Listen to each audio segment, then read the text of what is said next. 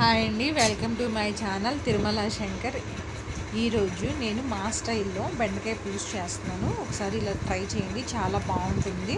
ముందుగా స్టవ్ దించుకొని గిన్నె పెట్టుకొని ఆయిల్ వేసుకోవాలి. ఆయిల్ వేడెక్కిన తర్వాత తాలింపు గింజలు, చిన్నులపాయ రెమ్మలు వేసుకొని బాగా వేగిన తర్వాత కరివేపాకు కూడా వేసి చిట్పట్లాడిన తర్వాత లావు సైజు ఉల్లిపాయ ముక్కలు కొంచెం లావుగా కట్ చేసుకోవాలి. అలా కట్ చేసుకొని ఉల్లిపాయ ముక్కలు, ఒక టమాటో వేసుకొని నూనెలో బాగా ఎర్రగా వేయించుకోవాలి. ఉల్లిపాయ ముక్కలు ఈ బెండకాయ పులుసులో లావుగా ఉంటే చాలా బాగుంటాయి. చిన్న చిన్న ముక్కలు అయితే పులుసులో కలిసిపోయి మనకు కనిపించవు. సో లావుగా ఉన్న ఒక ఉల్లిపాయనే లావుగా ముక్కలు కొంచెం లావుగా కట్ చేసుకుంటే కనుక చాలా అంటే చాలా బాగుంటాయి.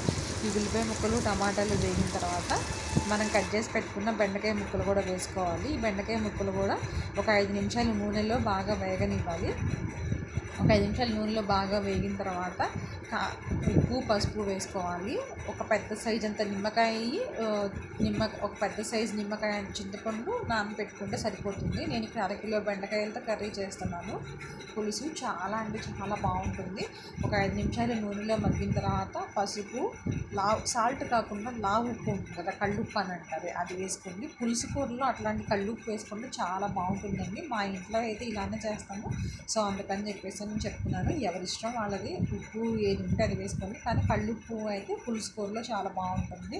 తర్వాత కారం కూడా వేసుకొని చింతపండు కూడా పులుసు కూడా పిండుకొని ఒక 5 నిమిషాలు బాగా తెల్లకాగనివ్వాలి పులుసు కూర.